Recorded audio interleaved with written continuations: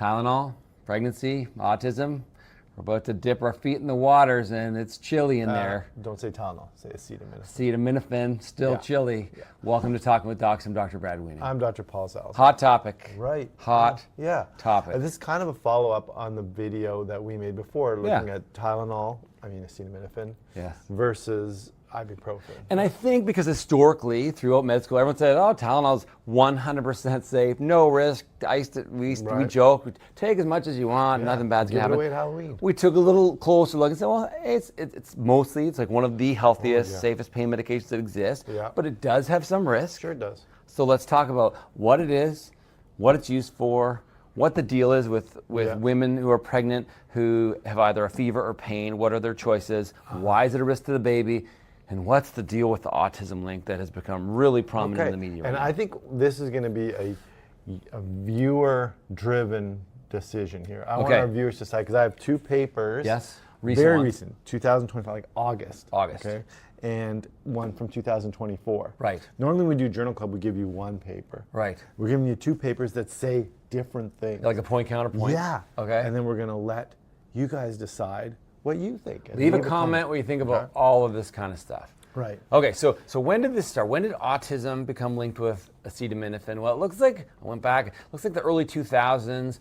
someone looked back at some older data, some observational studies, some honestly poorly done studies that said, hey, maybe there's a link in moms that took acetaminophen during pregnancy and the incidence of autism. Right, and autism is a big deal, right? We recognize 100%. that. It's very challenging to deal with. And remember, autism and vaccines was a big topic. Remember, we did a video about that, but that was big. And rightfully so, everyone is trying to find a way to decrease the incidence of autism. Right, and we don't want people taking vaccines that don't do anything or don't protect you or don't save lives. So, like, it's complicated. Yeah, it's complicated. We recognize that. We're not just saying just do what every doctor says, just take it, do it, be quiet. It's not like that anymore. So that's why there's such a big interest. Right. So the link between now, we're not talking about vaccines, now the new link that's being explored is acetaminophen use during pregnancy and autism in the baby that's about to be born. Right. Okay. So how is it, like, what's the science behind why Tylenol is a problem? So when Tylenol or acetaminophen is taken in, it gets broken down. Our other video talks about this. There's one specific metabolite, NAPQI, so N-acetyl P-benzoquinone imine, mouthful.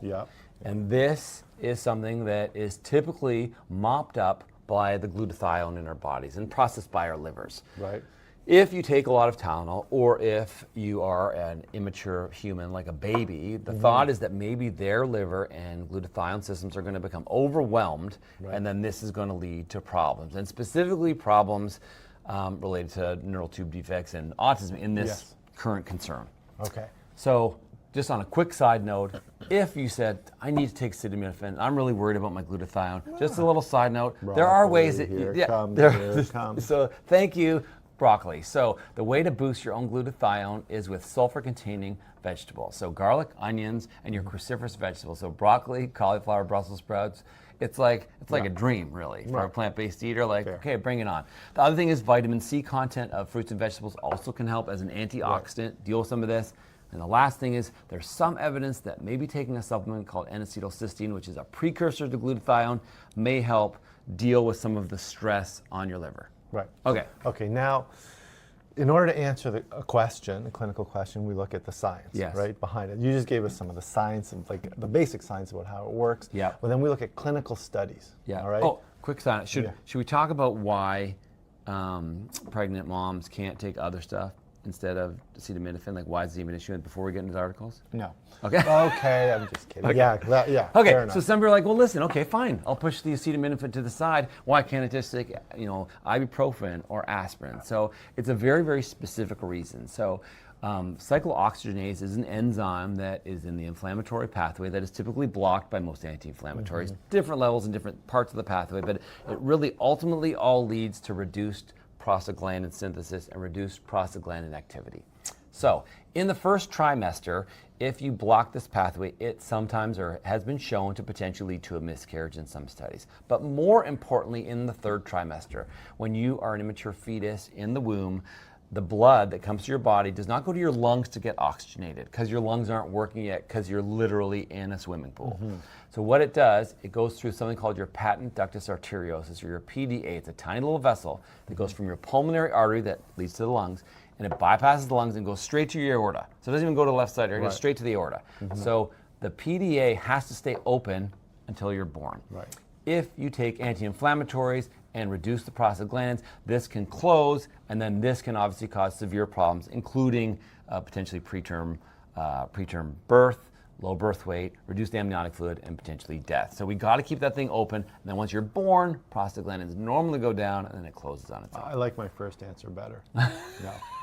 So don't talk about Not to mention the strain on the mother, the pregnant mother, because as we know, anti-inflammatories can affect the kidneys, right? It can affect your blood pressure. Stomach lining. And they can decrease your clotting ability, so bleeds and things like that. So for a whole host of reasons, you're not taking NSAIDs. So this is why we need to figure out if acetaminophen is safe, because it's been a good historical, good player in pain control and reduction of fever. It's a big deal. Not to mention that fevers are very bad for us. Right. So you might say, oh, well, if there's something wrong with taking, even just in case there's something wrong with taking acetaminophen, write it out. Just don't take acetaminophen. Just stop. Are you doing any harm by doing that? If it's not true, if I tell you don't take acetaminophen while you're pregnant because it's bad for you, if that's not true, but I tell you that, you definitely could do damage. But having a persistent fever related to the potentially an infection, it's very bad for you. And bad for the baby. It's harmful advice. If it's not true. Right? So here is where an abundance of caution is dangerous. And if you've seen our videos before, I hate that term, abundance of caution, because abundance means too much. So if you're doing an abundance of something, you're probably doing harm. So how much is the appropriate amount of caution? Yeah, let's get an appropriate amount of caution. So if you say, well, out of an abundance of caution, don't take acetaminophen when you're pregnant, you could be doing harm if that really isn't harmful. But if acetaminophen is harmful during pregnancy, then you're doing someone a favor. Agreed. Okay. Now we're to the paper. So, really, now I'm already on to the next video. I'm done with this one. Come on back. All right, so we look for clinical evidence, right? And when you're looking for causation of something, does X cause Y? You cannot get that without a randomized controlled trial, the gold standard, preferably blinded, right? Observational studies can give you an association, but association doesn't mean causation. Okay, and so just really quickly, if you're new to our channel, so a randomized controlled trials where they have two groups, you do one thing to one group, and you have what's called the control, where they do kind of what everybody else does, and you see if over time if there's a difference. So no Tylenol or no acetaminophen, are there more cases of autism in that group? An observational study looks back and asks the moms, hey, how much Tylenol did you take? Does your kid have autism? So it's a little less reliable, that's all. And it could show an association. The moms who took more Tylenol had more autism. But what if the reason they took the acetaminophen was the thing that caused autism? Like their pain or their infection. Or a fever. Whatever. Right? And so that's what caused the autism. But now you're saying, that's like saying, eyeglasses are associated with poor eyesight, which means eyeglasses give you poor eyesight. Makes you blind? No, because people who wear glasses have worse eyesight, so that association is not causation. But sometimes we can't get causation. Like, for example, I don't know if there's ever been a randomized controlled trial that says smoking is bad for you. I believe there's not been an RCT. But we know it's bad for you. So if the effect is massive with an association, then you can say, that must be a cause. You know what I mean? If the association is so much. How about the other way? If there's no association, then can you say there's no causation? No. I think you can. Yes. Right, because if there's no association, right, how can there be a cause there? Sure, so if you're saying, if eating apples, no one that's ever ate apples has ever had liver cancer, then you can say, well, apples don't cause liver cancer because it's never ever taken place. Unless they did some trick like ate the apple and then ate something that prevents liver cancer and you didn't know about it. But odds are, if there's no association, then there's no causation. It's more probable. But if there is causation, if there is association, it doesn't necessarily mean there's causation. Fair. All right, having said all that. For the 4% of people who are still with us. If anybody is still with us. Hang on. Look, here's a tip. Just fast forward to this part. I can't really get that message. No, that's watch the whole thing that's together, okay. Right? Let's go to the article. All right, so there's two articles we have here. One is published in the Journal of the American Medical Association. Pretty big journal. JAMA. JAMA. Okay. Acetaminophen use during pregnancy and children's risk of autism. They also look at ADHD and intellectual disability, but Okay. we're just focusing on autism. Okay. JAMA, published 2024. Okay. The other paper we have here is evaluation of the evidence on acetaminophen use and neurodevelopmental disorders using the navigation guide methodology. Okay. And it's published in the Journal of Environmental Health. Okay. You ever get that one? No, it's not as big of a Okay. journal. All right. So here's your two journals. Yeah. The first one in JAMA looked at a bunch of people. How many kids? Like I think 2.5 million. 2.5 Swedish million. study, right? Yeah, and then they Yeah. found an incidence of autism about 7.49% were exposed to acetaminophen. Yep. All right, and they found that if you just looked at that big group, Right. said, yeah, it looks like the group that took acetaminophen had a slightly higher incidence of autism. Okay. Okay, and the relative risks were like, 1 point whatever, 0.5, that kind of thing. Okay. Very small increased risk. Okay. However, when they said, well, wait a minute, what if it's environmental factors playing a role as a confounding variable? So they looked at siblings. Right, which is as good as you can get outside of a twin study to say Yeah. these kids were raised essentially the same because they're in the same house by the same parents. They're Yeah. not identical, but they share a lot of genetic material. Right, and then Okay. well, look, with one sibling, Yep. mom used acetaminophen, with the other one, they didn't. Right. Is there any difference in the incidence? Was there? No. No. There was no association when they broke it down like that. Okay. Okay, so basically saying no association, so their conclusion is, look, there's no association between acetaminophen use and autism. Okay. Okay? Yep. And they broke it down. In fact, in it was almost protective in one of them. So the moms who took acetaminophen. Right, because they had less fever their and kids less had less stress autism. probably. Okay. But the confidence intervals on that finding went above and below They're 1. overlapping. All right, so they said no association. Okay.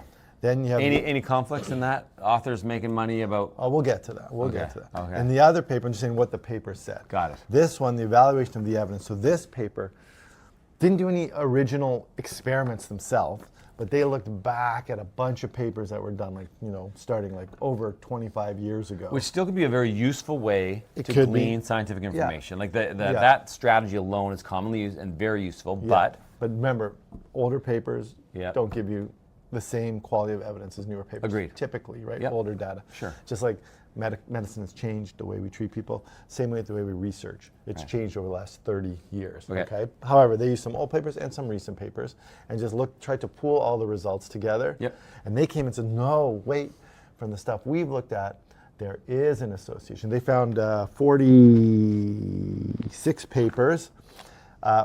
papers, and then that they actually found that a quarter of those 46 papers, almost 1/4 of those 46 papers, showed no association, Okay. or that acetaminophen was protective. Okay. Okay. Yep. So that's important to note too. Yes. But then they pooled all the data together, and then they ended up concluding there is an association. Yeah. This is the trouble with pooled data.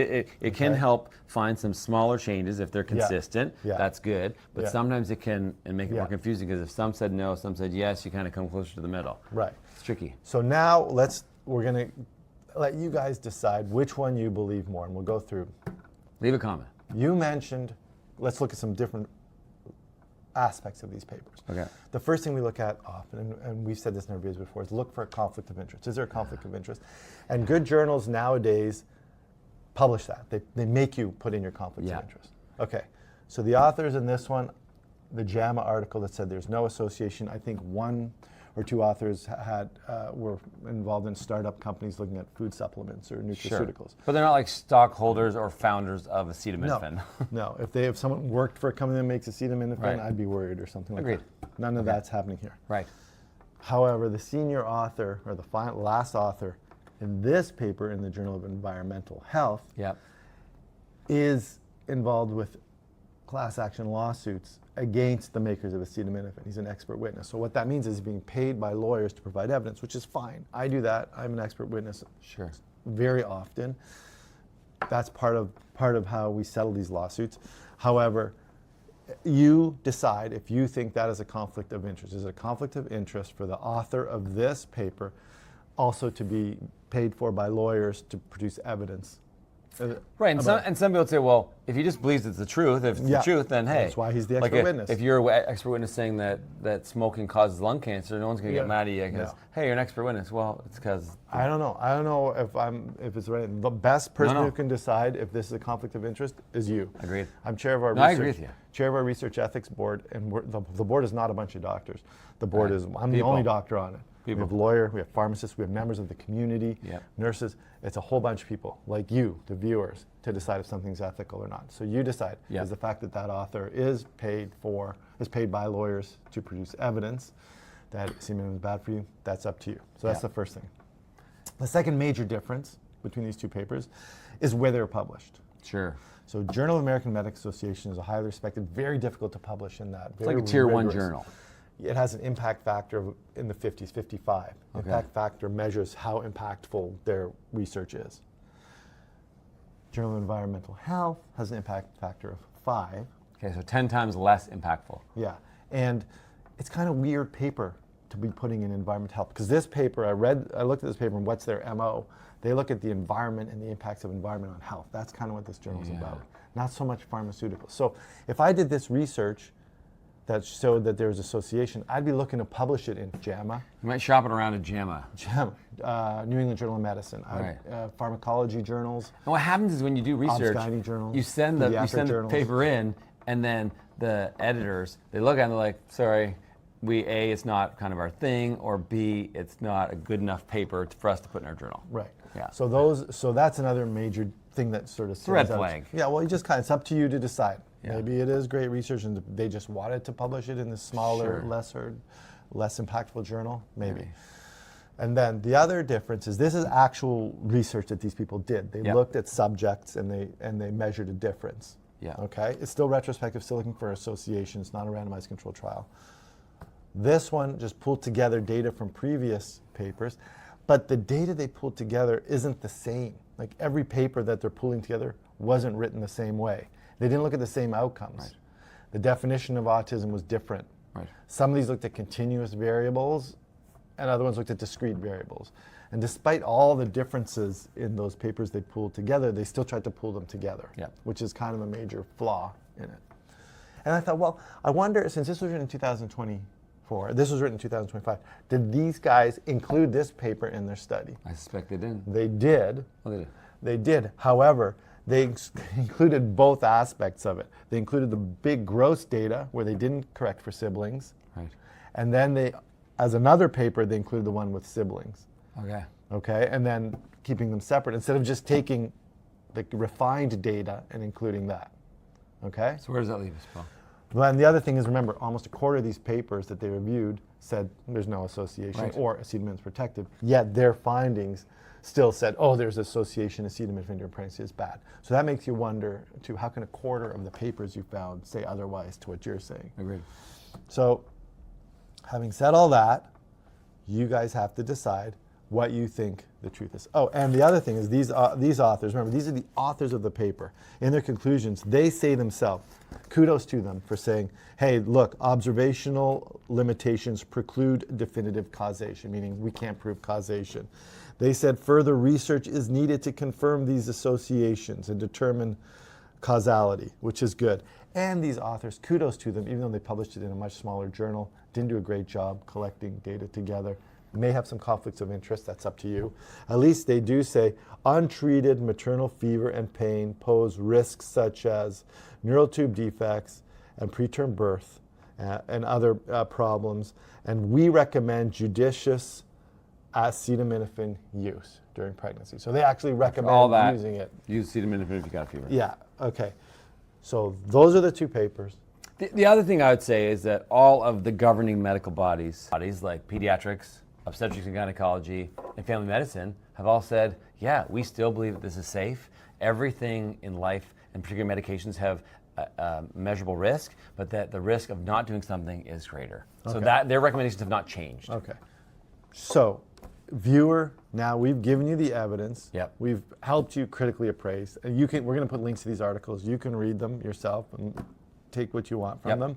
And then we want you to let us know what you think. Do you think the use of acetaminophen during pregnancy is safe, or do you think it is unsafe? And we don't want to give what we think or anything like that, although Yeah. you might have gleaned it from the way we're talking. Sure. But really interested in what you, the viewers, think. And that's the idea of this channel, is we want to try and empower you to try and digest the research yourselves and make your own decisions. So we're going to put links to the 2 latest articles, one showing an association and one showing no association. And then we want you to tell us, do you think that acetaminophen causes problems during pregnancy?